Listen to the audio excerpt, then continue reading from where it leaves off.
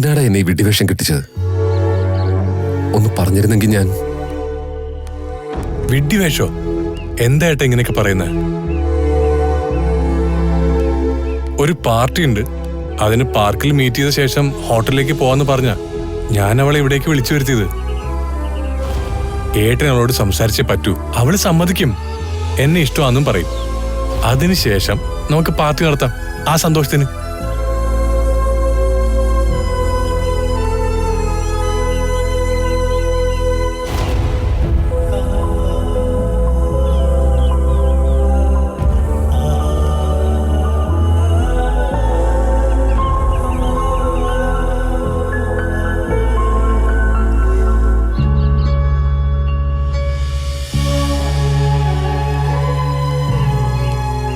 ഏട്ടൻ ചെല്ലേ.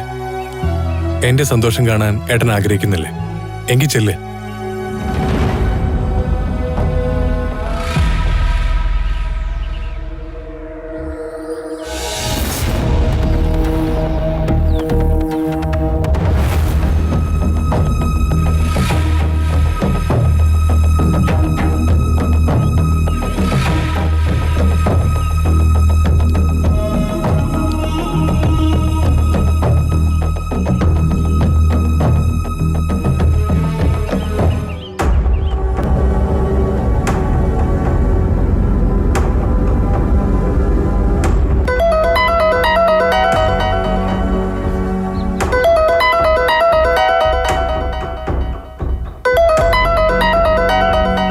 വിവേക്,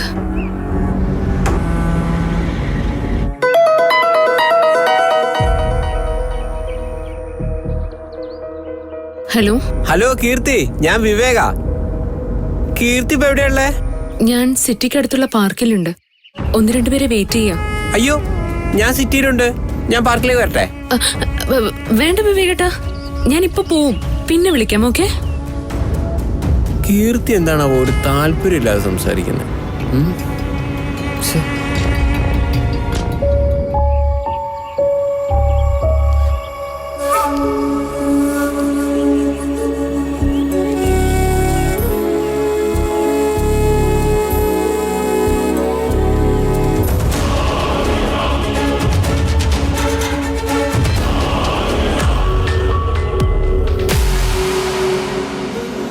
ഏട്ടൻ എന്നെ സഹായിക്കണം. ഏട്ടൻ സംസാരിച്ച അവളെ എസ് എന്ന് പറയും. പിന്നെ എസ് പറഞ്ഞാലും നോ പറഞ്ഞാലും ഇക്കാര്യം വീട്ടിലാരോട് ഇപ്പൊ പറയണ്ട. വേറൊരു പെണ്ണായിരുന്നെങ്കിൽ ഞാൻ സംസാരിച്ചേനെ.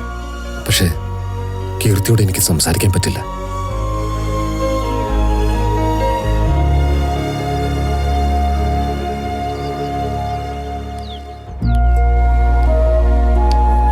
എന്റെ അനിയനെ എന്നെ വിഷമിപ്പിക്കരുത്. കീർത്തിയോട് നീ തന്നെ സംസാരിച്ചാൽ മതി.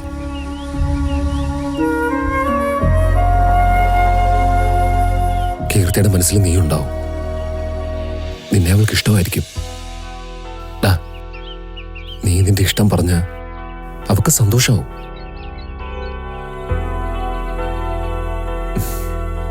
വിവാഹ തീയതി ഫിക്സ് ചെയ്ത ശേഷം എന്നിട്ട് വേണം നീ വീട്ടിലേക്ക് വരാൻ. ചെല്ല്, നീ തന്നെ അവളോട് പറ. ഏട്ടാ, നീ തന്നെ പറഞ്ഞാ മതി. റോഷൻ സർ,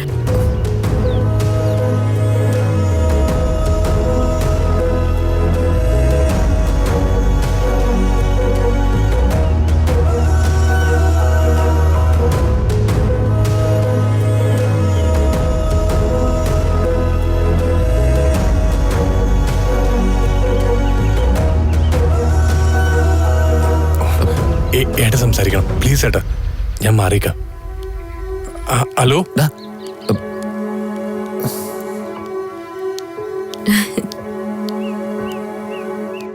റോഷൻ സർ,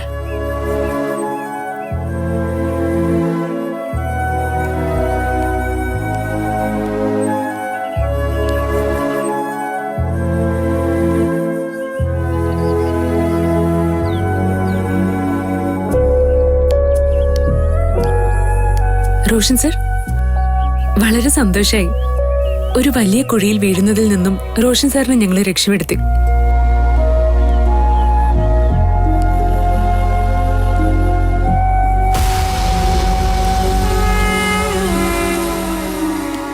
അഞ്ജലിയുമായുള്ള വിവാഹത്തിൽ നിന്ന് പിന്മാറിയതിനെ കുറിച്ചാണ് ഞാൻ പറഞ്ഞത്. ആ വിവാഹം ഒരു വലിയ ചതിക്കുഴിയായിരുന്നല്ലോ. അതിന്റെ പാർട്ടി നടത്തണം, നീ വരണമെന്ന് രാഹുൽ വിളിച്ചു പറഞ്ഞു. അതാ ഞാൻ വന്നത്. പക്ഷേ എന്തോ ഒരു കള്ളക്കളി ഉണ്ടെന്ന് എനിക്ക് തോന്നിയിരുന്നു.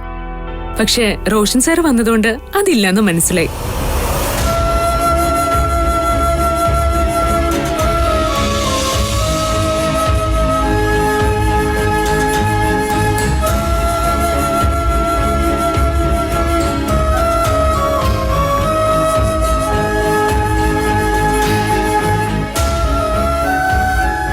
റോഷൻ സാർ,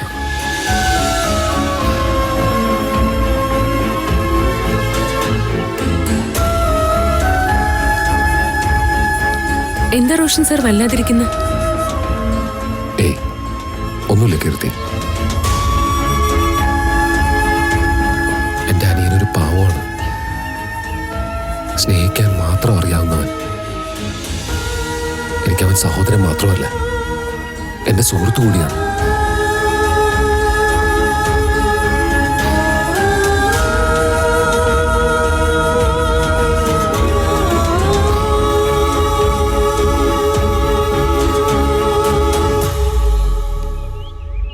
ചെറുപ്പത്തില് അച്ഛനും അമ്മയും ഞങ്ങൾക്ക് രണ്ടുപേർക്കും കളിപ്പാട്ടം വാങ്ങിത്തരും. എന്നും അവൻ എന്റെ കളിപ്പാട്ടത്തിന് വേണ്ടി ശാഠ്യം പിടിച്ച് കരയും. അവന്റെ സങ്കടം എനിക്ക് കാണാൻ കഴിയില്ല. എനിക്ക് പ്രിയപ്പെട്ട കളിപ്പാട്ടമാണെങ്കിലും ഞാനത് അവന് നൽകും.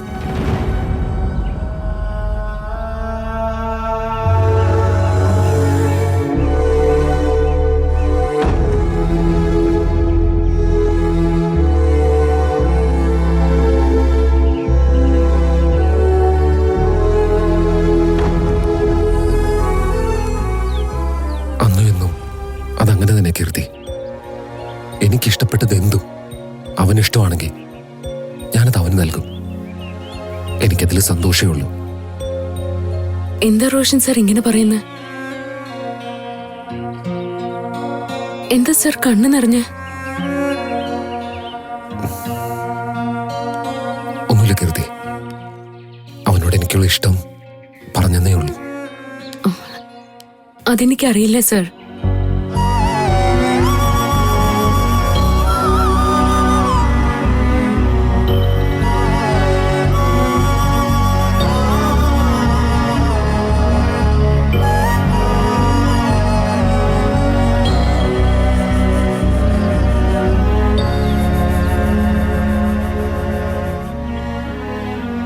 റോഷൻ സർ, ഏയ് ഒന്നുമില്ല കീർത്തി. സർ,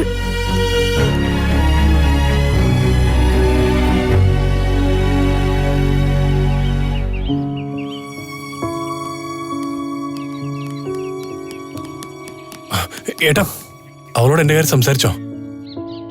ഇല്ല, നീ തന്നെ സംസാരിച്ചാ മതി. ഏട്ടാ, എനിക്ക് ഓഫീസിലൊരു മീറ്റിംഗ് ഉണ്ട്, ഞാൻ പോകുന്നു.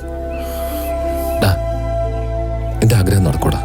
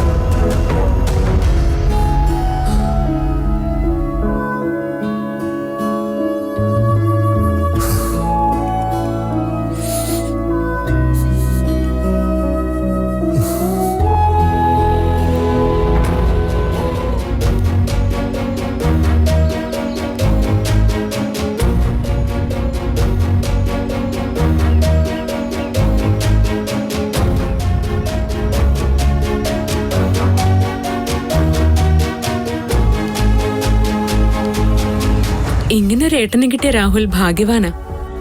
എന്തൊരു സ്നേഹം അദ്ദേഹത്തിന് തന്നോട്. ഇപ്പൊ പോലും തന്നോടുള്ള സ്നേഹത്തെക്കുറിച്ച് റോഷൻ സാർ എന്നോട് പറഞ്ഞു. അതെന്തിനാണ് ഇപ്പൊ പറഞ്ഞെന്ന് എനിക്ക് മനസ്സിലായില്ല.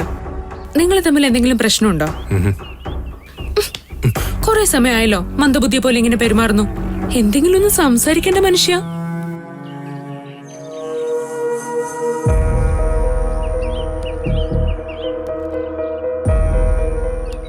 എനിക്ക് കീർത്തിയോടൊരു കാര്യം സംസാരിക്കാനുണ്ടായിരുന്നു. എന്തിനാ ഇത്ര മുഖവുര? എന്താ കാര്യം? അത് കീർത്തി,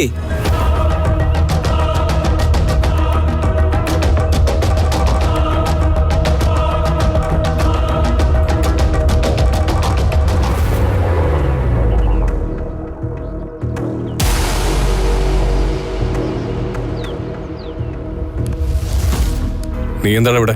നീ എന്താ ഇവിടെ?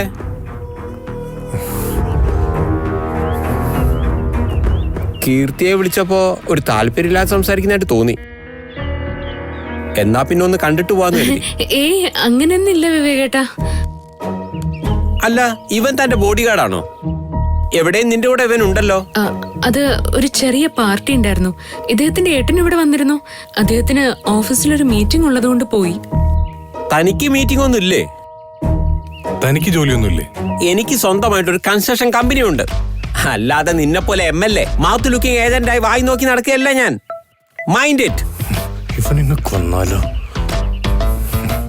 പിന്നെ ഞാൻ രാശി വെച്ച് നോക്കിയപ്പോ നിങ്ങൾ തമ്മിൽ തെറ്റായ ബന്ധമൊന്നുള്ളതായിട്ട് കണ്ടില്ല.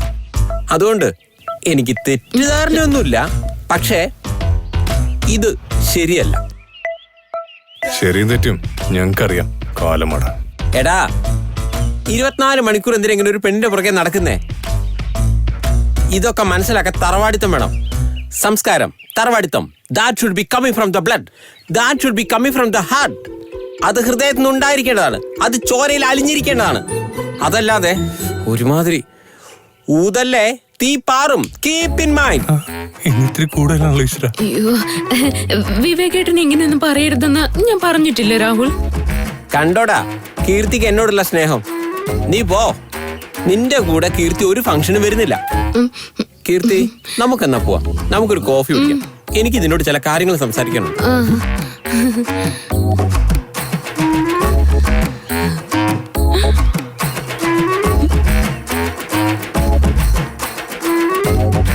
കീർത്തി,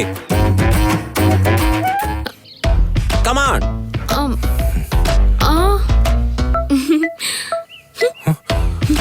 എടാ, കോട്ടിട്ട കാലമാടാ.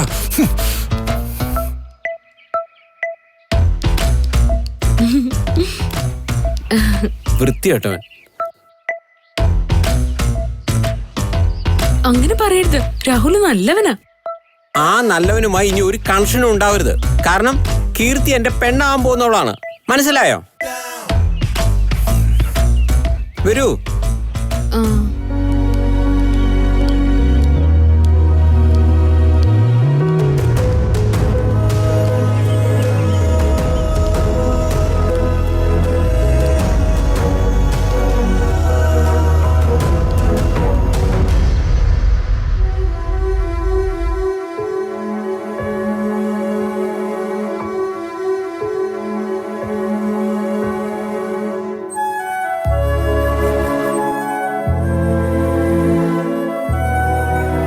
വിപിനോട് സംസാരിച്ചപ്പോ അവനൊരു ഫ്രോഡാണെന്ന് എനിക്ക് തോന്നിയില്ല.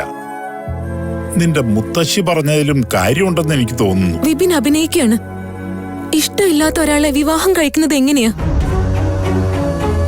അച്ഛനെ വിഷമിപ്പിച്ചിരുന്നതും അതാണ്.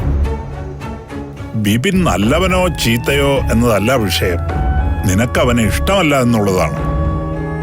മനസ്സിന് ഇഷ്ടമില്ലാത്ത ഒരാളെ വിവാഹം കഴിച്ചാൽ കൂടെ ജീവിക്കാൻ പ്രയാസമാണ്. ഒന്നിച്ച് ജീവിക്കാൻ കഴിയാതെ വേർപിരിയുന്നതിനേക്കാൾ നല്ലത് വിവാഹം കഴിക്കാതിരിക്കുക തന്നെയാണ്. നീ ഇത് ആദ്യമേ നിന്റെ മുത്തശ്ശിയോട് പറയാമായിരുന്നു. നിനക്ക് ഈ വിവാഹത്തിൽ താല്പര്യമില്ലെന്ന്.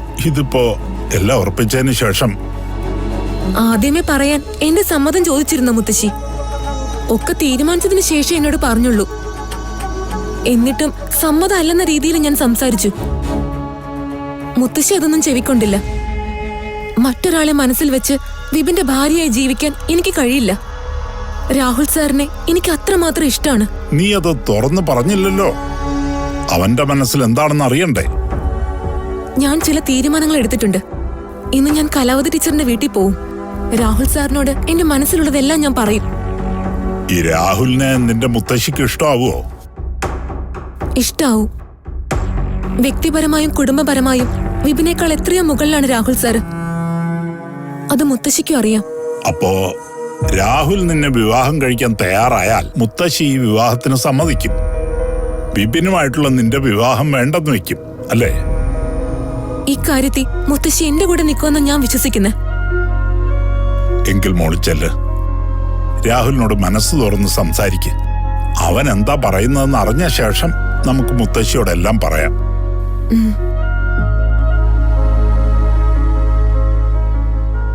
വീണ്ടും ഗൂഢാലോചന തുടങ്ങിയോ? നിക്ക്, നീ ഇതെവിടെ പോകുന്നു? കലാവതി ടീച്ചറുടെ അടുത്തേക്ക്. ഇന്ന് ഡാൻസ് പ്രാക്ടീസ് ഉണ്ട്. ഞാൻ പറഞ്ഞതൊക്കെ ഓർമ്മ വേണം.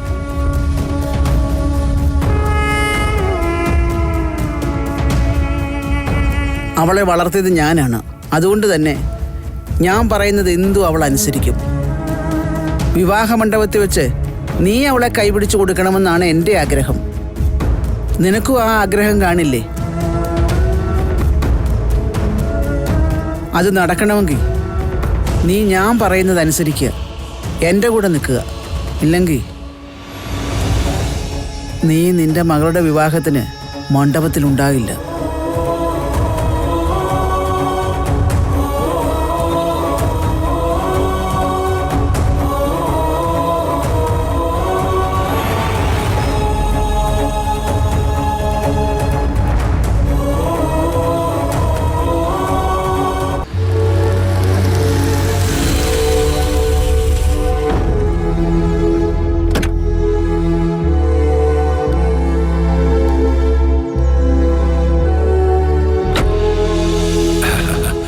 കീർത്തിയോടൊക്കെ പറഞ്ഞല്ലോ. എവിടെ രാഹുല്? നിനക്ക് വേണ്ടി അവൻ കീർത്തിയോടൊക്കെ സംസാരിച്ചില്ലേ? കീർത്തി ഒക്കെയും പറഞ്ഞിട്ടുണ്ടാവും. ദേ പാർട്ടി ഉണ്ട് നിന്റെ വക എനിക്കും രാഹുലിനും.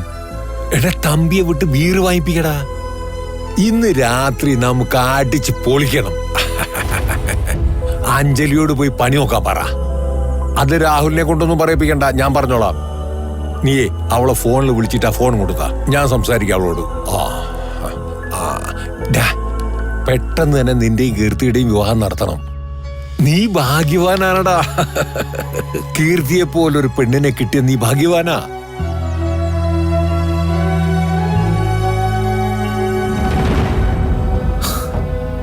ഞാൻ ഭാഗ്യവാനല്ല മുത്തശ്ശ, നിർഭാഗ്യവാനാണ്. സന്തോഷിക്കാനുള്ള വക എന്റെ ജീവിതത്തിൽ അധികം ഉണ്ടായിട്ടില്ല. ഇപ്പോഴും അങ്ങനെ തന്നെ.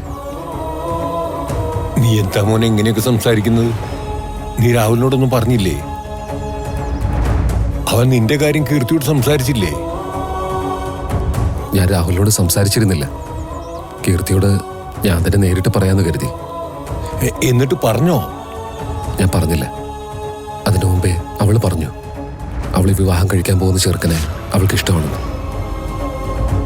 ഞാൻ അവളോട് എന്റെ സ്നേഹം പറഞ്ഞിരുന്നെങ്കിൽ അവൾക്ക് എന്നോടുള്ള എല്ലാ മതിപ്പും പോയേനെ. ഞാൻ നാണം കെട്ടേനെ.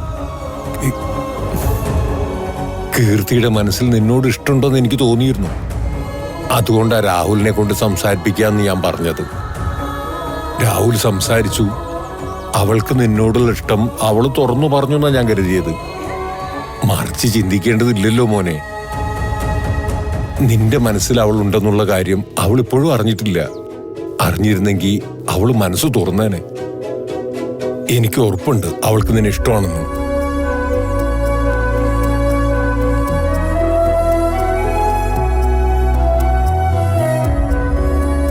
ഞാൻ അവളോട് സംസാരിക്കണോടോ മോനെ? വേണ്ട മുത്തശ്ശ, മുത്തശ്ശന് കാര്യം സൂചിപ്പിക്കേണ്ടതില്ല. ഒക്കെ ഞാൻ മറന്നേക്കാം. അവളെ മറക്കാൻ ശ്രമിച്ചതായിരുന്നു ഞാൻ. എനിക്കതിന് കഴിഞ്ഞില്ല. അതായിരുന്നു വീണ്ടും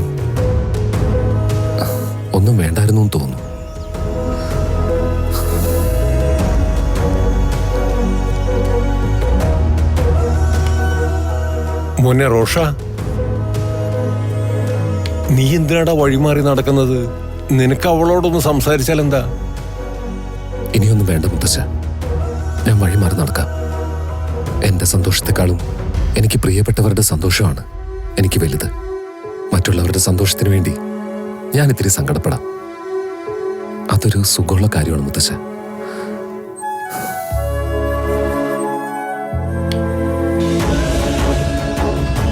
ഇവനെന്താ പറ്റിയത്?